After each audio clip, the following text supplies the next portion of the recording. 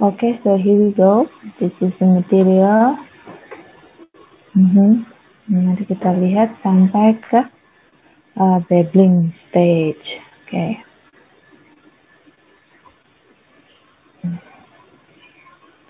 Bismillahirrahmanirrahim. Okay. So last week we talk about cooing. Cooing itu pada waktu seorang bayi berada di the first 4 months, jadi 0 sampai 4 bulan ya. In this period, the baby can produce a sequence vowel like sound seperti I and U, dan juga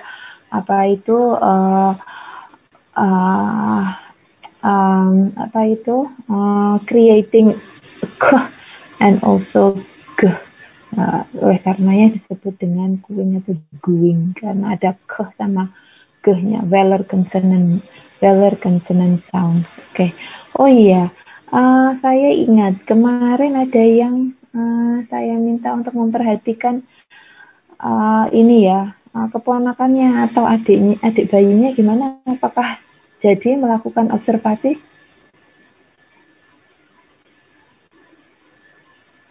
Iya, Mem. Siapa namanya? Namamu siapa? Rika? Rika. Oke, gimana Rik? Menurut saya sesuai dengan stage yang ada di buku itu, Mem. Oke. So, itu keponakan ya? Is the baby your nephew? Ya, Mem. Okay. And how old is it a he or a she? Ada yang 3 tahun, Mem, sudah bisa memproduksi suatu sentence kayak multiple words gitu. Multiple words. Sesuai dengan stage yang ya. Kemudian yang bayi? Umur 1 tahun, Mem, sudah memproduksi 1-2 kata. 1-2 kata. Ya, seperti mama, atau kata kayak hey, pokoknya 1-2 kata. Ya, oke, bagus. Ya, terima kasih. Rika ya, oke. Oke, apa hanya Rika saja yang melakukan observasi? Is there anyone else doing the observation with child? If you do, kalau memang ada yang melakukannya, please share. Is there any? No? Saya juga. Ya, silakan. Ya, sama kayak Rika, itu sama stage-nya itu sama kayak yang di buku. Kalau ponakan saya yang umur 10 bulan itu baru bisa bilang mama, papa gitu. Terus kalau yang udah hampir umur 2 tahun itu udah bicaranya masih gak jelas, cuma udah tahu beberapa kata, sudah tahu banyak kata gitu. Oke, good ya. Kalau 2 tahun, Agatha dia biasanya normalnya kalau 2 tahun dia ada di stage yang keberapa?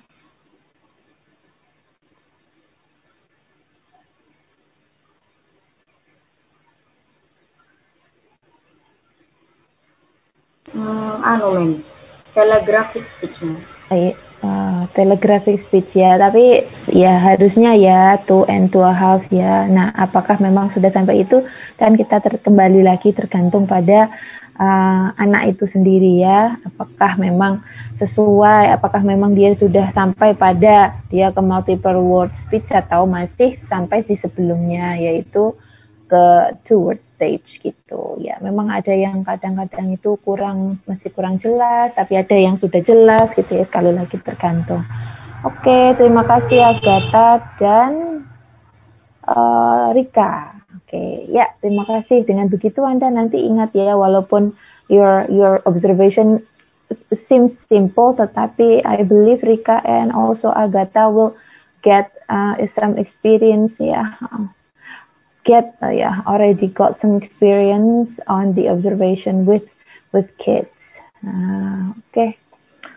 Kalau Anda punya keponakan yang sekarang ini probably due to conditional situation, although they are still little, they can the father and also the mother, so the parents, they also speak English at the same time gitu ya, while also using another language at home gitu. You can have this little kid sebagai data Anda untuk menulis skripsi nanti gitu.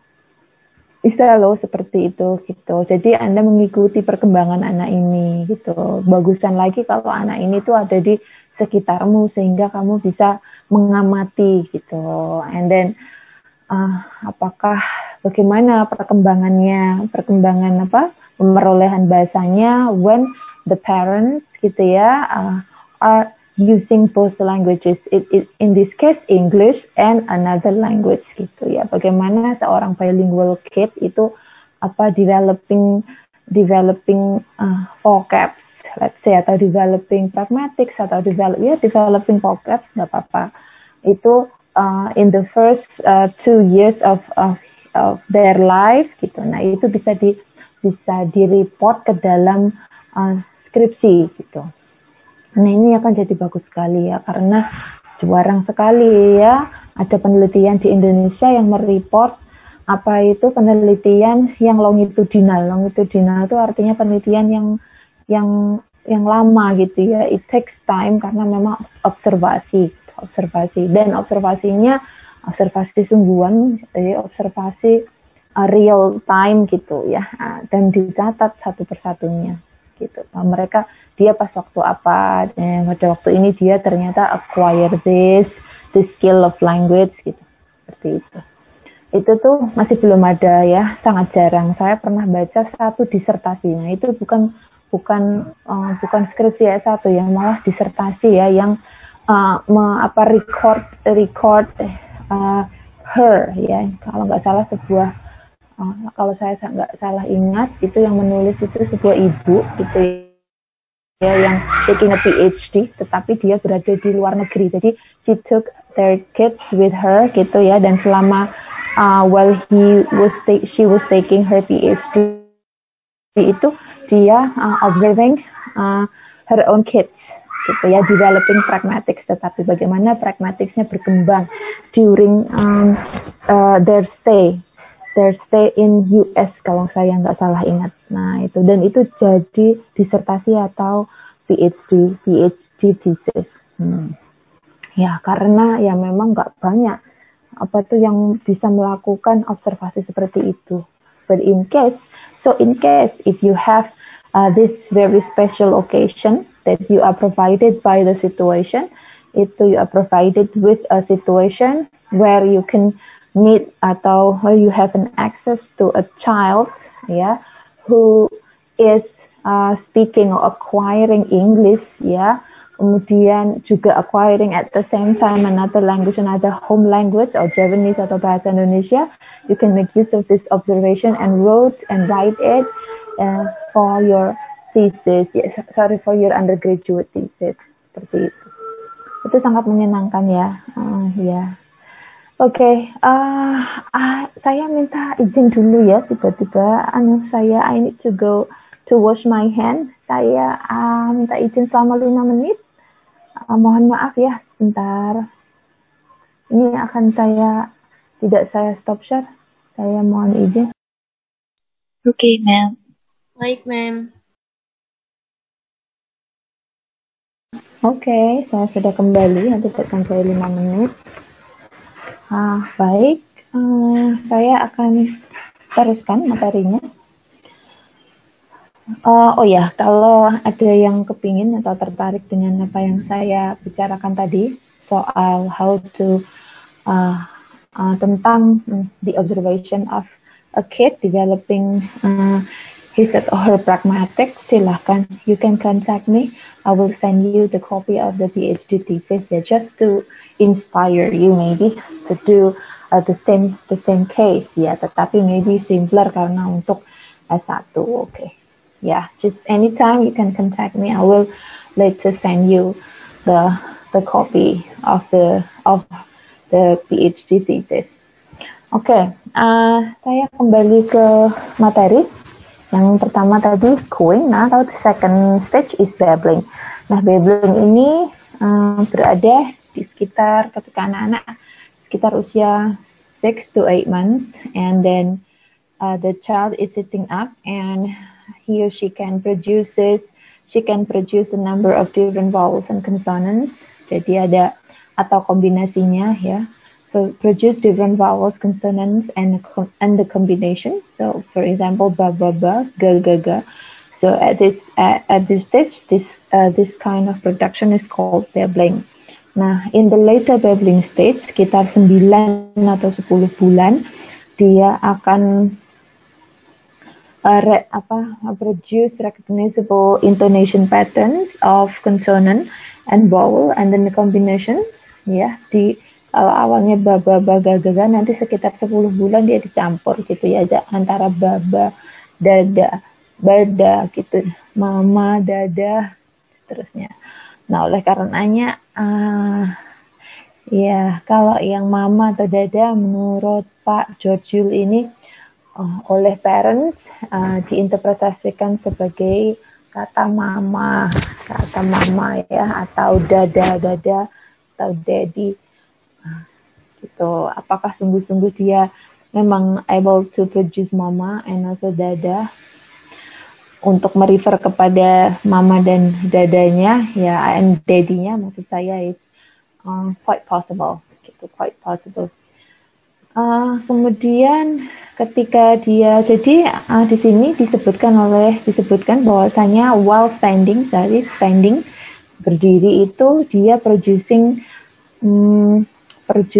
more complex syllable combinations ya, artinya seperti yang saya katakan lalu bahwasanya the ability to produce language itu develop side by side dengan kematangan organ produksi suara. Jadi gitu. Jadi ketika anak bayi 0 itu masih belum bisa duduk, maka produksi suaranya juga organnya itu tidak sama ketika mereka dalam posisi duduk atau sudah bisa berdiri gitu ya. Sehingga mulai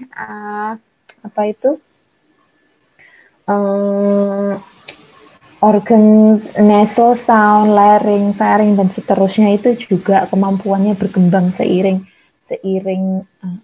pertumbuhan fisiknya dia gitu. So the ability, the physical growth dengan ability to produce language itu grow together ya, side by side. Nah, ketika fase babbling ini disebut juga dengan fase pre-language karena ya tadi itu producing complex syllable combinations and a lot of sound play and attempted imitation. Gitu. Sound play, jadi bermain-main dengan suaranya ya, disebut juga dengan pre-language karena pada waktu ini a kid atau a child itu experience social role of speech because adults tend to react to the babbling gitu. Karena orang-orang dewasa mulai mereaksi apa yang mereka produksikan ya, social role-nya. Sosial, jadi baby learn atau experience social role from the adults karena adults tend to react to this babbling stage, oleh karenanya disebut dengan pre-language. Okay. Babbling stage ini sampai usia 12 bulan ya. 12 bulan, jadi mulai usia 6 sampai 12 bulan babbling stage. Nah, pada usia 12 sampai 18 bulan, 1 tahun sampai 1,5 tahun, mereka berada dalam stage namanya one word stage, yaitu ketika children produce a variety of recognizable single unit utterance. jadi bisa memproduksi satu kosakata gitu, satu kata gitu ya. Nah, walaupun mungkin tidak sangat jelas gitu atau kurang jelas gitu, seperti milk, cookie, cat, cup. Kalau di Indonesia mungkin ya kucing, walaupun nggak bisa jelas bilang kucing karena some consonants itu lebih susah ya, lebih susah untuk diproduksi gitu, dan lebih late diproduksinya. Saya nggak tahu sudah cerita atau belum, anak saya pada awal-awal itu dia tidak bisa mengatakan k itu susah ya, kaki itu nggak bisa, jadi instead of kaki dia bilangnya tati gitu.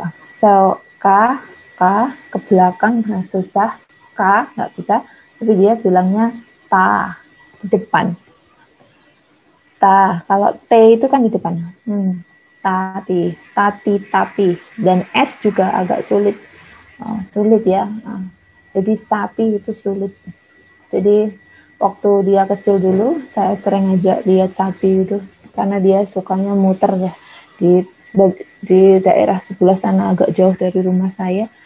Ada sapi besar gitu, dan dia minta untuk berhenti di situ to observe a cow. Kemudian dia bilang tatinya tapi gitu, kakinya sapi. Jadi antara kaki dan sa itu diproduksi dengan ta gitu, te. Nah, itu ya. So at this stage ya, mirip sebuah objek can produce a single unit of utterance, satu kata, tetapi could be not very clear yet due to limitation of perfect physical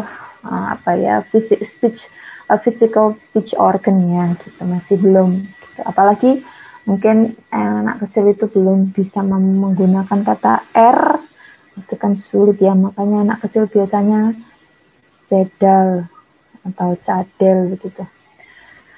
Nah, itu oke. One word stage, saya ulang, ketika mereka usia 12 sampai 18, mereka bisa producing one single unit.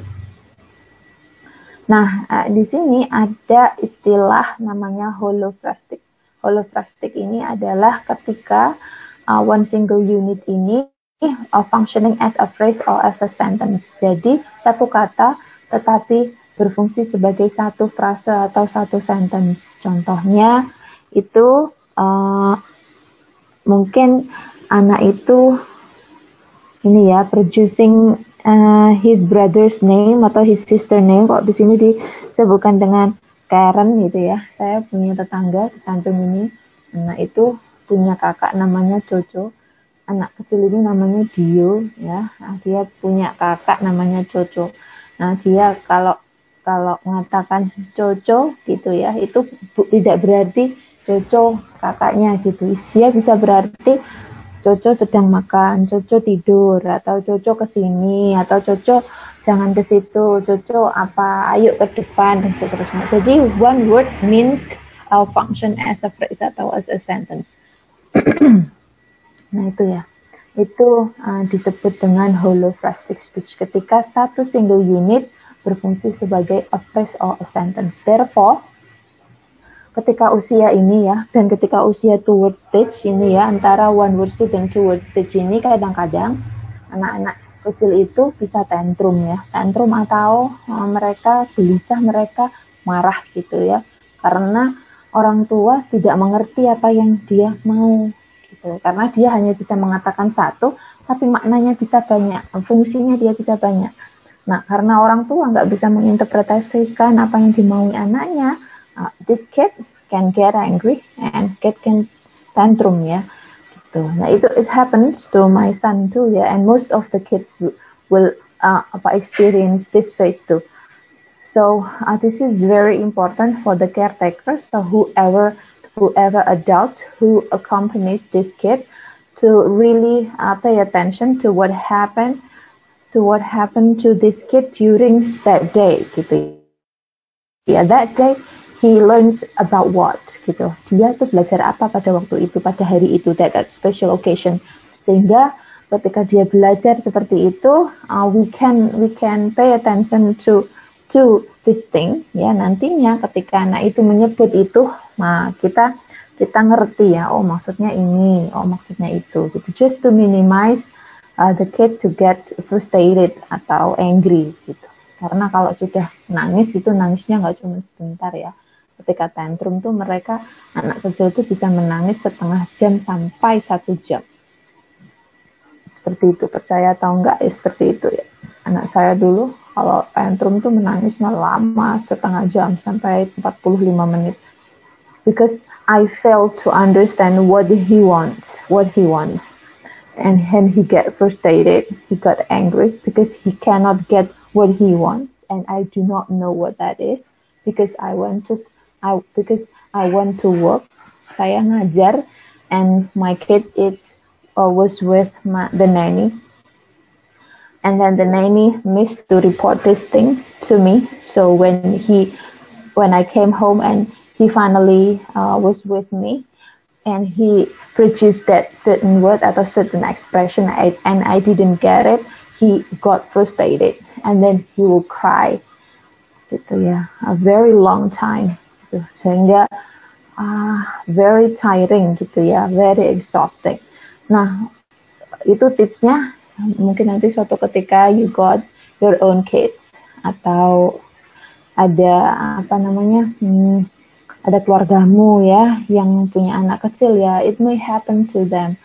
So one word means function as a phrase or as a sentence. Gitu, okay? Are you still with me? Yes, ma'am. Okay. Ma'am. Ya, okay. So holophrastic adalah one word function as phrase or sentence. Iya, bagus. Apa itu maksudnya? Satu kata yang berfungsi sebagai frasa atau kalimat. Ya, contohnya? Kayak bayi itu seorang anak berkata sesuatu tapi maknanya itu panjang gitu kan. Kalau misalkan nggak dituruti nangis Ya betul, karena dia merasa maknanya ini, tapi orang lain atau the adults interpret differently ya gitu. Umpamanya susu gitu ya, susu, cucu gitu. Bukan berarti dia minta susu, bisa jadi itu mungkin aku nggak mau susu, atau ayo ke depan minum susu, karena dia pada waktu itu mungkin ayahnya atau ibunya ya atau siapa yang menggendong dia itu mungkin ngasih susu ya. Nah, ini namanya juga anak ya, susu mungkin ketika di depan rumah itu susunya itu jatuh ya, botol susunya jatuh, kemudian ketika dia mengingat-ingat frasa susu itu dimaksudkan ayo ke depan, lihat tadi yang jatuh di mana, seperti itu, sampai seperti itu ya. So wild guess sekali. Nah, sehingga pay attention to what really happened at that moment itu sangat membantu kita untuk mengerti ketika mereka itu berada pada fase holophrastic ini, yaitu one single form itu function as a phrase, as a sentence. Itu. Oke, kita lanjut ke two word stage right now. Ya. Kalau di one word stage berarti dia producing one word. Kalau two word stage dia produce two words begitu. Nah, di sini dia adalah ketika berusia 18 to 20 months ya. 18 sampai 20 bulan. 2 tahun kurang sedikit ya. So dia di sini sudah bisa producing two words. Dan dia sudah bisa mendapatkan and he already developed vocabulary for 50 words seperti itu. Dan ketika dia berusia 2 tahun, he could produce a combinations of words seperti baby chair, mommy eat, cat bed, atau biasanya kalau di sini pokoknya 2 kata yang berbeda ya, two distinct words yang dia satukan jadi satu gitu. Ya. Kemudian ya kombinasi dan interpretasinya, karena kombinasinya itu free kombinasi ya, kemudian interpretasinya ya jauh lebih wild lagi karena interpretasinya juga banyak. The phrase baby chair itu bisa berarti ini baby chair, atau a request put baby in the chair, atau a statement the baby is in the chair. Nah, gitu, depending on different circumstances. Nah, seperti yang tadi saya katakan tadi itu ya, holophrastic. Jadi menurut saya holophrastic ini juga sangat berada juga. Tapi kalau holophrastic itu one word one phrase ya. Tapi untuk two word stage ini, maksud saya one phrase itu juga bisa bermakna banyak, itu sangat bisa terjadi di two word stage. Gitu. Dia mengatakan sesuatu, contoh yang anak saya, keponakan anak tetangga saya itu, dia mengatakan tata Coco gitu ya, kakak Coco. Dia merefer kepada kakaknya namanya Coco, dan dia sudah bisa mengatakan tata, kakak yang maksudnya tata Coco. Nah, itu juga bisa bermakna kakak Coco. Kenapa kakaknya, apa yang dia perbuat dengan kakaknya, dan lain-lain. Apakah kakaknya disuruh ke sini maksudnya, atau kakaknya disuruh pergi, atau kakaknya suruh gendong dia, atau apa begitu ya. Itu juga sangat tergantung pada konteks. So, two word stage bermula dari 18 atau 20 months, kemudian sampai sekitar dia usia 2 tahun sungguhan. Pada waktu ini sekali lagi dia sudah bisa acquire 50 words, sekitar itu ya. Nah, ketika ini di bawah sendiri dikatakan bahwasanya by the age of 2, whether the child is producing 200 to 300 distinct words ya, atau capable of understanding 5 times as many. Jadi pada usia 2 tahun 24 bulan ya, 24 bulan biasanya anak-anak itu sudah bisa mempunyai vocab sebanyak 200 sampai 300 kata. Tetapi dia bisa mengerti lebih banyak dari 200 atau 300 kata itu ya. Karena sekali lagi kok bisa sih seperti itu ya, sekali lagi dia kan karena akuisisi itu berada di dalam komunikasi sehari-hari ya. Jadi ketika dia mengakuisisi sesuatu, mengakuisisi a certain word ya, this word itu sangat kontekstual, dia berada dalam situasi sehingga dia mengerti. Jadi pengertiannya, his understanding atau her understanding ini jauh lebih banyak daripada sekedar jumlah kata yang dia punya gitu ya. Oleh karenanya acquisition ini prosesnya itu jauh lebih natural compared to learning, and kalau berhasil acquisition ini efeknya lebih dahsyat ya daripada learning. Oleh karenanya ketika belajar, apalagi belajar bahasa itu lebih bagus itu settingnya itu adalah acquisition ya, bukan setting learning. Tetapi ya apa daya kalau kita di Indonesia,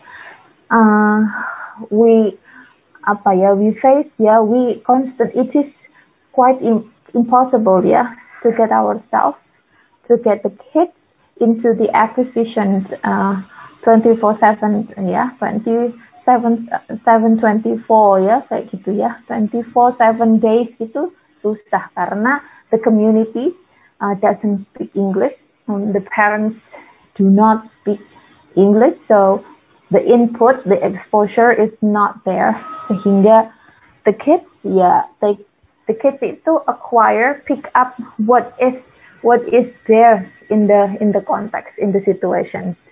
That's when acquisition really happen gitu.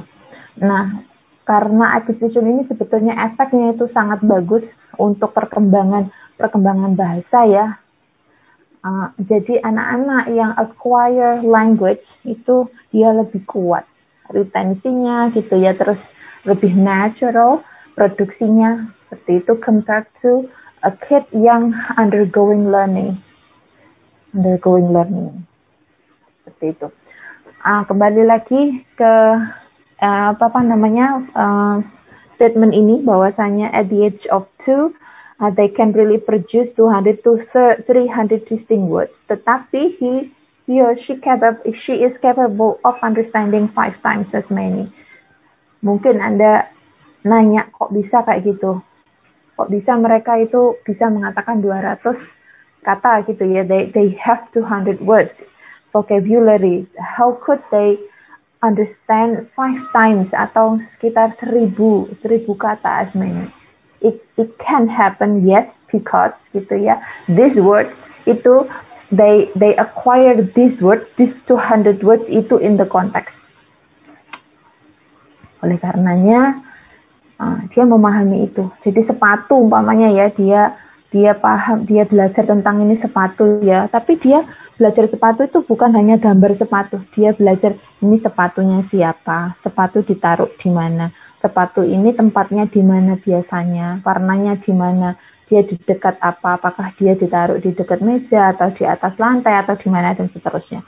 Oleh karenanya, the understanding itu can grow bigger than the actual number of the words he atau she expresses gitu. Itu ya, in case you are wondering kok bisa seorang anak punya just a certain number of words, tetapi the understanding itu can grow way bigger, way bigger than the number of the acquired words itself. That's what happened. Oke, lanjut pada telegraphic speech. Setelah two word stage, kita berada pada telegraphic speech. Nah, telegraphic speech ini berkisar di antara 2 sampai 2,5 tahun dia mulai ya produce a large number of utterance atau multiple word speech. Before the stage is described as telegraphic speech karena mereka bisa producing multi-word speech. Ini dikarakteristikkan, ya, dicirikan dengan mereka bisa memproduksi string of words, lexical morphemes, ya, kata lah ya, in phrases atau in sentences. Jadi instead of tadi itu 2 words, sekarang mereka sudah bisa seperti frase ya, frase atau sentences yang sudah agak menyerupai kalimat begitu. Contoh di sini, Daddy go bye-bye, ayah pergi dadah, gitu ya. Jadi itu mirip satu sentence begitu ya. This child has clearly developed some sentence building capacity, ya, and get the word order correct. Jadi dia pada waktu telegraphic speech sekitar 2 sampai 2,5 tahun ini, dia sudah mulai bisa build sentence building capacity, dari kapasitas pembentukan kalimatnya dia sudah mulai terlihat, dan dia belajar ya, dia mulai belajar mengorderkan kata-kata tadi itu dengan order yang benar, sesuai dengan sistem bahasa, sesuai dengan sistem bahasa yang dia pelajari. Nah, untuk yang kids yang acquiring English as the first language, maka akuisisinya biasanya pertama-tama dia mengakuisisi ing dulu, producing the inflections dulu. Jadi sitting, walking, begitu ya, drinking, sleeping, jadi yang ing dulu. Kemudian setelah ing, itu ya, di bawah ini nanti ada ya di acquisition process. Nah, kita langsung ke sini. Nah, di acquisition process, developing morphology ya. Nah, ini nanti ketika mereka sudah pada itu multi-word speech itu, dia juga akan develop morphological ability ya. Morphological ability itu kemampuan morfologinya dia juga berkembang. Pertama-tama dia akan mengakuisisi dulu bentuk-bentuk ing. Jadi cat sitting, mommy reading, dan seterusnya dikatakan ya, sleeping, baby sleeping, Karen reading, dan seterusnya. Yang ing dulu. Setelah ing, kemudian dia mengakuisisi preposisi ya, yaitu in dan on. Jadi in bed, not in bed, gitu. On bed, bed on top. Jadi schedule of acquisition-nya seperti itu. In, on, setelah in itu dia belajar preposisi, tapi preposisinya itu in sama on aja di dalam dan di atas ya, tepat di atas permukaan ya, di dalam atau di atas, on the table atau in the bag, in bag tapi nggak pakai the ya, dia belum ya, dia pakai in sama on aja. Kemudian setelah itu dia mengakuisisi plural as, plural. Jadi plural marker, boys, cats, gitu ya. Dia hanya mengakuisisi plural s-nya tok. Jadi pada waktu ini dia juga undergoing ini loh, apa namanya, semua plural kalau dia jamakkan dia tambah s. Nah ini disebut dengan over generalization ya.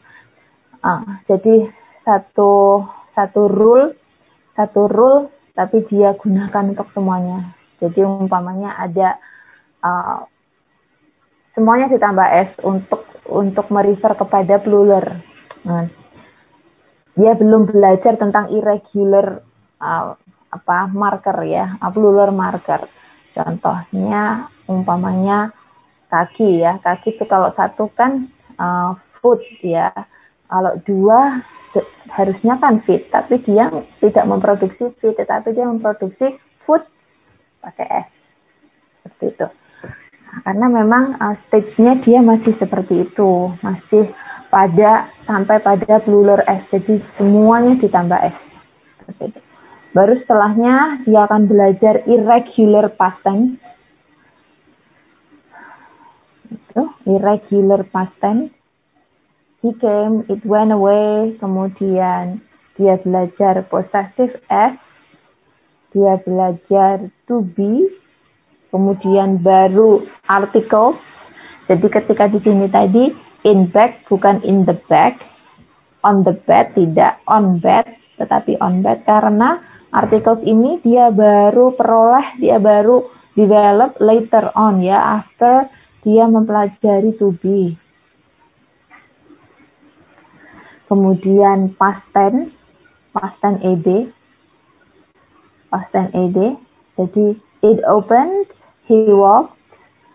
Nah, itu baru yang terakhirnya dia belajar present tense dengan penambahan s menjadi it comes, she knows gitu. Sebelumnya ya tidak pakai s, dia belum belajar bahwasanya tenses pattern it ditambah s untuk singular noun seperti itu.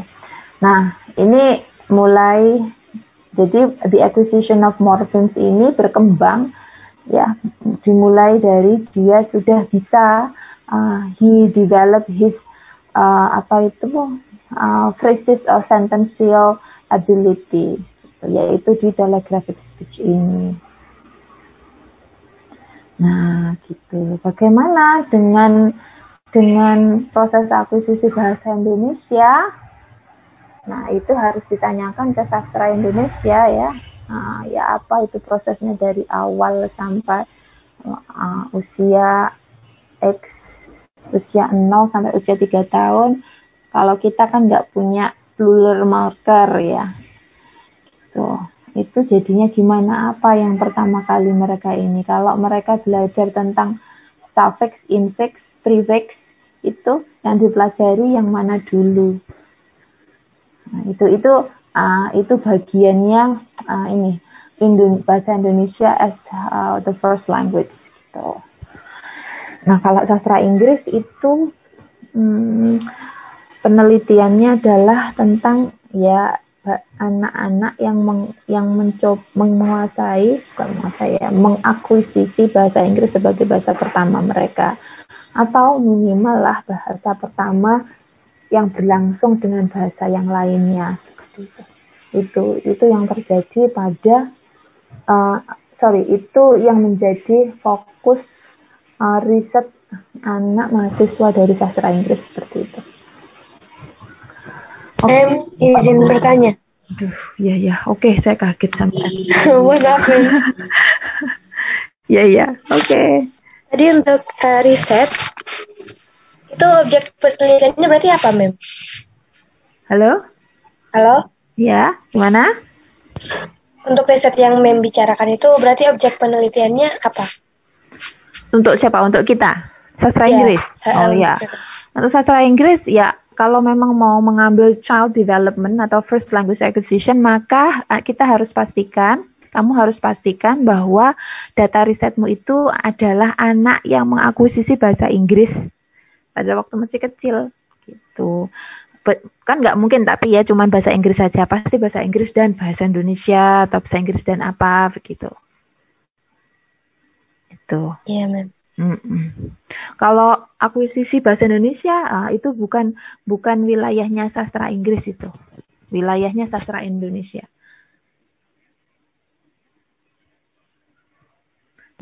Akuisisi bahasa Indonesia tok loh ya maksudnya ya, maka itu adalah wilayahnya sastra Indonesia gitu. Tapi kalau kayak kamu mahasiswa sastra Inggris ingin melakukan penelitian untuk acquisition proses, berarti siapa yang harus saya teliti? Yang harus diteliti adalah anak-anak yang acquiring atau ya developing kemampuan bahasa Inggris ketika gitu ya, mulai dari kecil sampai ya, kalau memang yang tertariknya pada ada development of morphology mungkin ya. Jadi ternyata mereka morfologinya begini ya, awalnya begini. Nah itu bisa untuk anak-anak yang bilingual, istilahnya seperti itu. Kalau umpamanya ada nggak bilingual, monolingual, tapi memang betul-betul bahasa Inggris gimana ya, nggak apa-apa juga. Pokoknya yang jelas bahasa yang diakuisisi itu ada bahasa Inggrisnya gitu. Baik, Mem. Terima kasih, Mem. Ya, terima kasih. Sama-sama. Nah, kalau mungkin kalian punya atau mengajar ya, mungkin ada yang berbakat, jadi mulai dari SMA itu udah mengajar gitu ya, suka mengajar di anak-anak kecil itu, dan settingnya adalah setting kursus atau sekolah di mana mereka international school. Biasanya kalau international school kan they speak English ya. The curriculum mandated them to use bilingual, to use English ya as the dominant communication tool. Jadi ini juga bisa dijadikan objek riset gitu. Nanti menjelang akhir ketika kita sudah pada pada topik bilingualism, akan saya share 1-2 artikel ya, contoh penelitian gitu, contoh penelitian yang bisa dilaksanakan dengan gitu ya, dilaksanakan di bawah psikolinguistik dengan memanfaatkan atau dengan data anak atau data ya orang dewasa yang sedang acquiring ya under the process of acquisition, English acquisition, seperti itu. I will give you some sources of or references to read on this issue so that you can get sedikit ya, insya Allah ya, introduction kayak apa sih sebetulnya teori tadi itu kalau digunakan dalam penelitian gitu ya, itu betul-betul digunakan dalam penelitian, itu nelitinya apa, yang apanya yang diteliti. Nah itu bisa. Saya sebetulnya tertarik untuk meneliti ini ya, code switching ketika yang terjadi pada anak-anak gitu. Nanti saya pada isu yang lain, pada isu bilingualism nanti kita bahas tentang itu. Oke?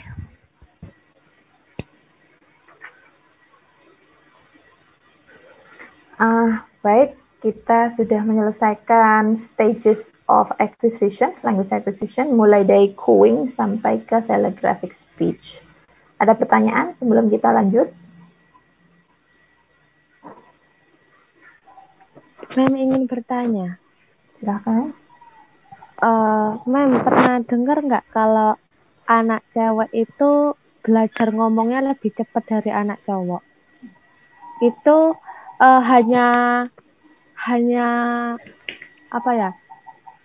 Hanya terpatok pada ini language acquisition-nya saja, atau bisa karena pemikiran kalau anak cewek tuh lebih cerewet kayak gitu-gitu, Mem?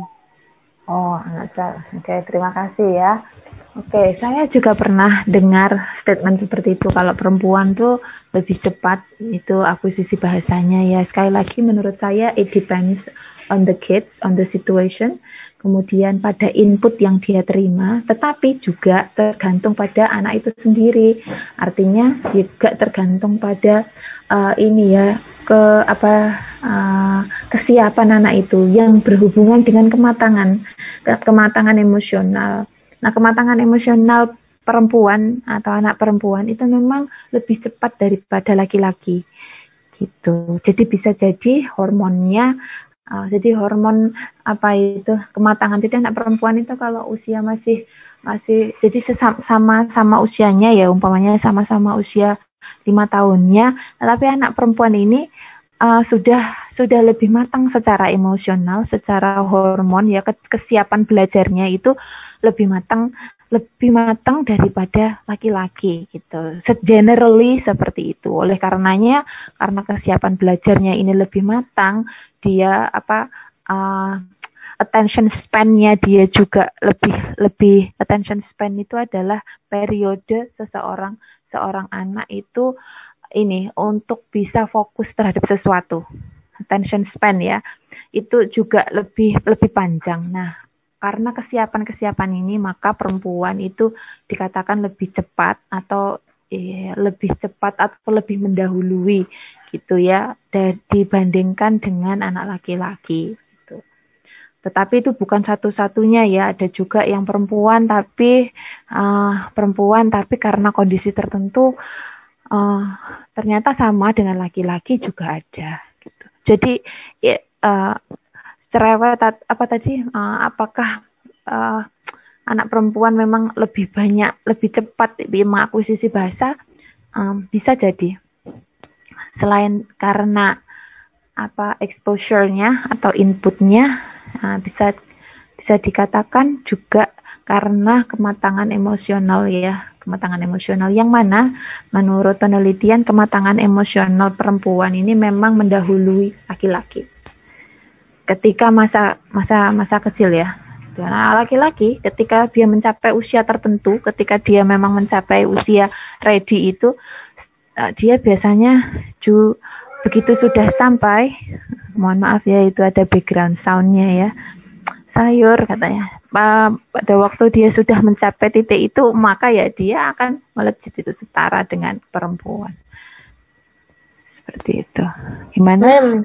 Izin menyampaikan pendapat. Iya, silakan. Jadi barusan saya baru menyadari sesuatu. Saya memiliki keponakan kecil dan juga sepupu kecil, Mem. Yang sepupu ini laki-laki dan yang keponakan ini perempuan. Nah, ternyata keponakan saya ini dalam memproduksi ucapannya itu lebih lambat daripada sepupu saya yang cowok. Itu mungkin Mem tadi kan bilangnya karena kondisi tertentu. Nah, saya berpikirnya kondisi tertentu itu seperti mamahnya yang keponakannya saya ini kayak pendiam gitu, Mem.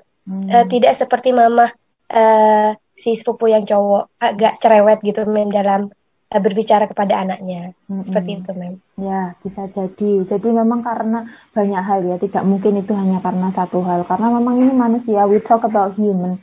Human ini memang banyak yang faktor penentunya atau faktor pemicunya itu banyak gitu. Jadi nggak cuma satu. Bisa jadi karena the exposure of the input gitu. Bisa jadi karena interaksinya ya, interaksi yang terjadi kan kita sudah belajar bahwasanya yang paling penting ketika first acquisition itu interaction, bukan? Iya. Ya, apakah mungkin juga karena itu? Apakah hanya karena itu? Ya harus diteliti kalau kepengen tahu lebih lanjut. Probably yes, salah satunya karena itu. Yang lainnya karena kematangan kematangan kematangan ini ya, penangkapan ya, kematangan hormon, kesiapan dia untuk menerima sesuatu. Seperti itu. Oke, kita ini ya, apa tuh namanya, Mbak siapa tadi? Saya soalnya karena modelnya pakai screen sharing begini, saya nggak lihat siapa yang bicara. Salsa, Mem. Oh, Mbak Salsabila. Oke, Mbak Salsabila, mudah-mudahan membantu ya. Iya, Mem, terima kasih. Oke, baik, anak-anakku, kita ini ya, jeda 3 menit ya, jeda 2 menit lah, jam 7:20, saya mau ke belakang sebentar, kita kembali lagi, Anda boleh rebah-rebahan atau gimana, boleh 2 menit sampai 3 menit, oke? Kita akan kembali lagi ya, jam 7:20. Oke.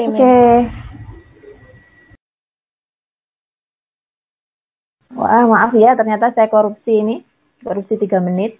Kata saya jam 7:20, ternyata jam 7:23. Oh, waktu memang berjalan cukup cepat ya. Kalian ngapain aja waktu jeda itu tadi? Rebahan.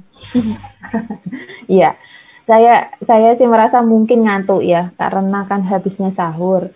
Biasanya tidur lagi. Tidur nggak? Tidur, Mem. Oh, tidak. Kalau saya sih ya tergantung kekuatan badan. Kalau badannya itu semalam itu tidurnya jam 11 atau jam 12 ya orang kuat. Begitu habis sahur subuh langsung Masya Allah nggak kuat ya tidur. Tapi kalau kuat ya nggak tidur gitu. Biasanya sih tidur. Kalian biasanya tidur ya? Ada yang nggak tidur juga ya, tergantung seperti saya ya. Ya, Mem, tergantung. Nanti tidurnya agak siangan, 9-10 gitu. Kalau menurutmu pembelajaran di waktu puasa gini ini challenging apa tidak? Challenging ya. Challengingnya di mana? In what way? In time, Mem. Oh, time ya. Karena pagi ya? Iya, Mem. Jadi seperti kepagian gitu, tapi nggak terlalu pagi juga. Dikurangi juga kan, Mem, untuk beberapa mata kuliah yang penting. Penting. Umpamanya kalau yang sebetulnya 1 SKS untuk gini, kalau di luar puasaan tuh 1 SKS tuh 50 menit. Nah, untuk puasa 1 SKS itu 35 menit. Jadi kalau 3 SKS itu 105 menit. Gitu. Kalau biasanya 150 menit, ini menjadi 105 menit. Seperti itu. Nah itu kalau dosen lain masih dikurangi lagi nggak? Iya, Mem, tergantung sama jadwal yang puasa itu, Mem. Jadi nggak enaknya itu nanti waktu kayak ujian sesuai dengan jadwal waktu puasa gitu loh, Mem. Jadi waktunya kurang panjang. Waktunya kurang panjang. Oke. Kalau ujiannya psikolinguistik kemarin tidak tergantung ya. Enak nggak? Enak, Mem. Enak, Mem. Karena jam sekian sampai jam sekian gitu ya. Iya. Terus dikerjakannya pakai Google Form ya. Sambil tiduran. Itu habis puasaan juga, habis buka bisa ngerjakan kan ya? Oke. Iya, Mem. Ya, memang dosen itu berbeda-beda ya. Ada yang berbeda-beda kebijakannya, maksudnya itu pasti mempunyai tujuan tertentu gitu. Sedangkan kalau tujuannya Bu Rini, kenapa kok pakai Google Form ya? Karena saya mempercayakan kepercayaan saya kepada Anda gitu ya. Jadi yang penting itu Anda nggak lihat buku kalau bisa. Yang penting itu nggak lihat buku. Nah, sudah ngerti, terus itu ngetes itu kemampuannya gitu. Kalau waktunya kapan, sejauh mana, tapi mungkin ada policy lain dari dosen lain. Ada yang mungkin memberikan pertanyaan, terus jawabannya pada waktu itu juga, begitu mungkin ya? Iya, Mem. Kayak esai gitu? Iya. Iya, oke. Diberi satu case gitu ya, terus kemudian esai gitu. Nah, kalian suka yang mana?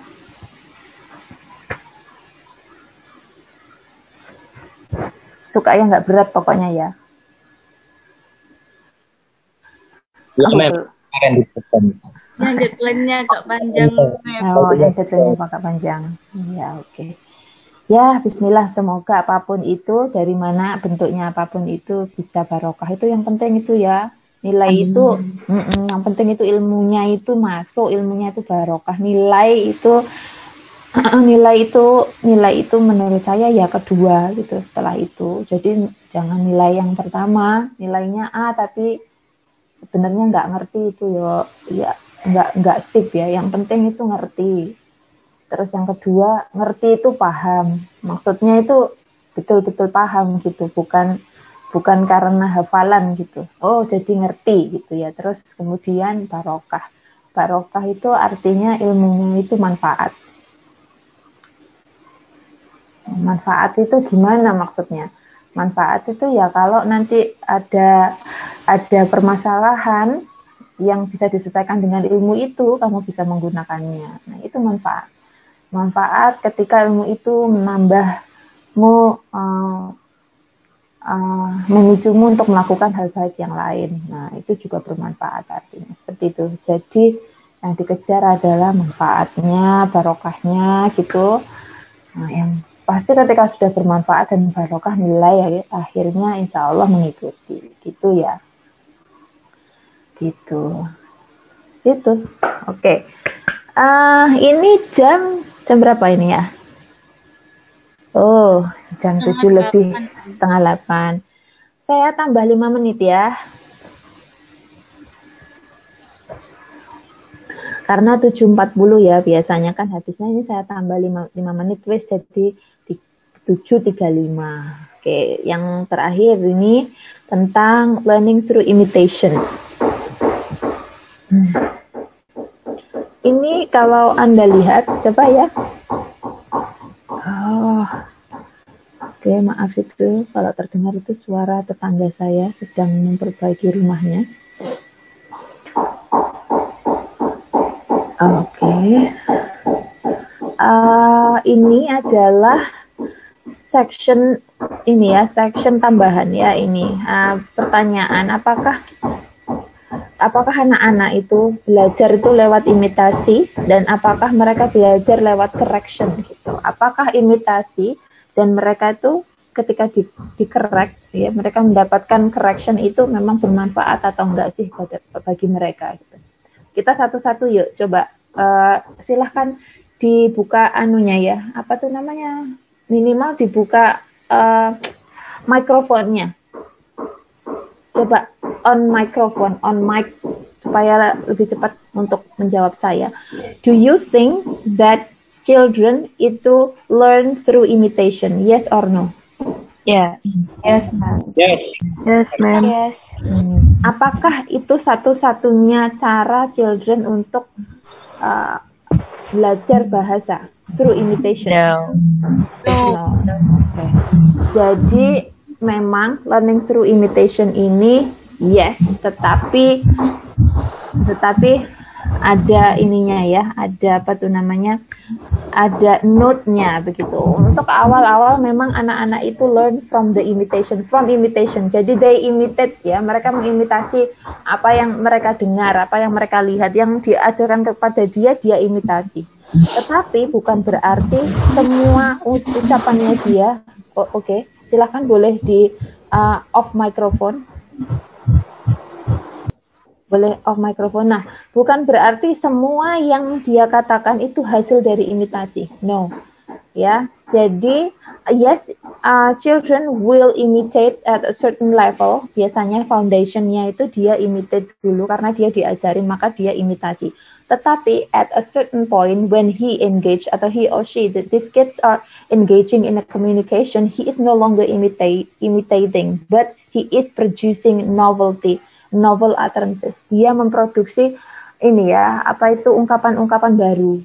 Jadi mungkin dia diajari sandal, diajari sepatu, diajari ikan, diajari apa. Tetapi ketika dia sudah engage in a communication ya, pada suatu waktu, maka dia bisa itu merancang sendiri kata-katanya untuk mengungkapkan keinginannya atau mengungkapkan ekspresinya terhadap sesuatu itu.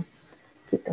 Jadi language production dari kids itu bukan semata-mata karena imitation. Ya, language production itu juga stimulated by creativity ya, kreativitasnya dia and his atau their language ability-nya dia main sehingga dia bisa produce different expression, different utterances while they are engaging in communication. Seperti itu. Nah, itu penting. Jadi sekali lagi, yes, they imitate, but when they engage in the communication ya, kalau dia bisa bercakap-cakap, dia producing novel utterances. Sama seperti kita adult juga begitu. Dulu kita juga mengimitasi kan apa yang diajarkan kepada kita produksi ulang. Tetapi ketika memproduksi ulang itu, kita memproduksi dengan menggunakan sentence yang berbeda. Gitu. Dan ini adalah sentence kita sendiri. Nah, di situ itu adalah bagian creativity-nya, language production creativity-nya dari seorang manusia. Seperti itu. Do you get this? Yes, ma'am. Ya. Jadi tidak semata-mata imitasi aja ya, imitasi plus creativity begitu. Nah, kemudian pertanyaan kedua, apakah mereka itu benar-benar belajar dari corrections? Gitu. Apakah ketika anak kecil itu dikoreksi itu it works ya? Berdasarkan dari tulisan di sini itu it seems that it doesn't work. Jadi correction itu tidak membantu mereka ya, karena mereka ini coba ya, my teacher holded the baby rabbits. Tuh, kok hold it bilangnya held. Oh ya, coba ulangi, my teacher gitu ya, I held the baby rabbits begitu. Kemudian gimana disuruh mengulang lagi, dia bilang lagi hold it lagi. Artinya adult correction ini seperti tidak diterima oleh anak-anak ya. Nah, correction itu akan diterima ketika anak-anak itu ready menerima correction itu dan dia betul-betul ngeh bahwasanya itu nggak benar gitu. Itu nggak benar. Bagian yang itu nggak benar. Ketika dia betul-betul mengerti bahwasanya itu nggak benar, yang benar ini, maka dia akan beralih ke yang benar. Selama dia belum ready, gitu ya, maka dia tidak akan beralih ke situ. Dia masih, dia belum nyantol, itu istilahnya seperti itu. Belum nyantol koreksinya. Tetapi hal ini tidak boleh diterjemahkan bahwasanya anak-anak kecil tidak boleh dikoreksi. Tidak seperti itu. Correction itu harus selalu provided ya, karena Anda tahu sendiri kids atau kita aja ya, kids atau humankind atau manusia itu juga belajar dari repetition. Gitu. Nah, karena repetition itu berulang-ulang maka he learned something. Mungkin ada seseorang yang tidak perlu direpetisi sedemikian banyaknya, mungkin hanya sekali dua kali dia langsung ngeh, ya itu tadi when he is atau she is ready. Ya, itu. Nah, itu di dalam akuisisi itu ada namanya itu ini. ada masa ya. Jadi dia itu ngeh namanya ya. Ngeh. Jadi ngeh itu oh alah gitu ya. Nah, pada waktu dia kata oh alah gini toh. Nah, itu. Nah, itu maka dia betul-betul pay attention. Ada cerita ya kalau dimarahi ya. Nggak boleh, jangan kayak gitu. Kalau naruh umpamanya ini hal yang mudah ya. Jangan naruh sepatu di situ. Taruh sepatunya ini di tempat ini. sepatunya itu ditaruhnya begini, ngerti gitu ya. Terus dijawabnya iya ngerti. Besoknya gitu ya, besoknya itu ternyata tidak ditaruh di situ. Diulang lagi sama mamanya, jangan ditaruh di situ, taruh di situ. Akhirnya taruh di situ. Besoknya lagi ditaruh lagi di tempat yang salah gitu. Oh, berarti pada waktu itu dia tidak ready. Dia nggak pay attention, dia nggak ngeh. Nah, caranya supaya dia ngeh itu memang harus dicari gimana caranya. Biasanya sih ya kadang-kadang berhasil ya. Itu anak itu diberitahunya dengan cara dimodelkan. Coba taruh yang benar, gitu. Taruh di sini. Nah, taruh di sini gitu ya. Ketika dia memodelkan sesuatu dan dia sendiri yang melakukannya, ada kemungkinan ngehnya itu bisa terjadi gitu ya. Atau kemungkinan lain juga nggak terjadi, tergantung dia itu ready apa enggak menerima correction itu. Ketika dia ready menerima correction, maka the course of actionnya dia itu akan berubah. Seperti itu. Ya, untuk hal apakah learning through correction gitu ya, they will learn through correction when they are ready. So when they are ready, when they get ready and they know, ya bahasa Jawane kungeh tadi itu, maka dia akan terkoreksi dengan sendirinya. Mungkin terlihatnya correction itu tidak work ya, tetapi sebetulnya it may work kalau itu memang repeated. Jadi never give up. Kalau dengan anak-anak kecil tidak boleh give up. Nanti kalau kalian jadi ibu, jadi ayah, tidak boleh give up dengan keberadaan anakmu itu ya. Anak kalian itu nanti ya, bayangkan kalian punya anak. Nah itu you never give up, karena we never know kapan dia ready.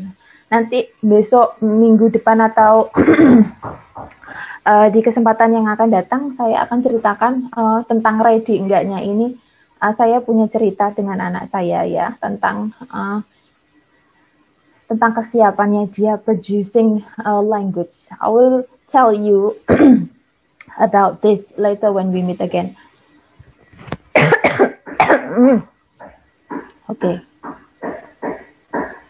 Oke, coba karena kita sudah mau selesai, boleh saya lihat wajahmu?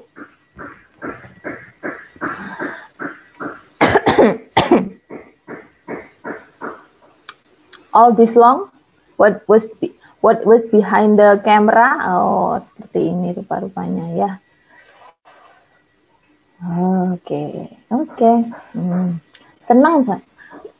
Guru tuh senang kalau sebetulnya lihat wajah itu ya, tetapi apa daya ya, mungkin karena bandwidth dan lain-lainnya itu menghalangi ya, jadinya akhirnya itu ditutuplah kameranya gitu. Nah, kalau lihat begini tuh saya tuh kayak lihat orang gitu, nggak ngomong sama tembok itu ya. Oke, aduh senangnya, alhamdulillah. Sudah pada mandi semua? Belum, Mem. Oke, ya nggak apa-apa. Nanti habis ini mandi atau nanti duhur mungkin mandinya kayak anak saya ya. Oke, whatever that is, gitu, whether you go to bed atau belum ya, semoga pembelajaran hari ini ada yang bisa kalian petik. Bisa ada yang betul-betul nyantol gitu ya, nambah sedikit-sedikit hasanah pengetahuanmu tentang acquisition, especially on English as a first language ya. Oke, gitu, seperti itu. Next time saya akan ceritakan, gini ya, spesial ya, cerita saya dan anak saya ketika anak saya tentang yang tadi itu, ketika dia ready atau tidak producing language itu, apa betul kata Bu Reni itu, kesiapan itu memang ada gitu, mempengaruhi produksi language. Itu nanti spesial reportase berdasarkan pengamatan saya ya, dan saya mengalaminya sendiri. Oke. Untuk hari ini kita cukupkan sekian. Silahkan diimprove reading guide-nya ya. Nanti ketika sudah selesai langsung bisa langsung bisa disubmit di Sister. Oke, terima kasih anak-anak sekalian. Mohon maaf jika banyak kekurangannya. Especially tadi pagi-paginya terlambat ya. Mohon maaf. Gitu aja. Saya cukupkan sekian. Assalamualaikum warahmatullahi wabarakatuh. Waalaikumsalam warahmatullahi wabarakatuh. Thank you, ma'am. Dadah. Thank you, ma'am. Dah. Thank you.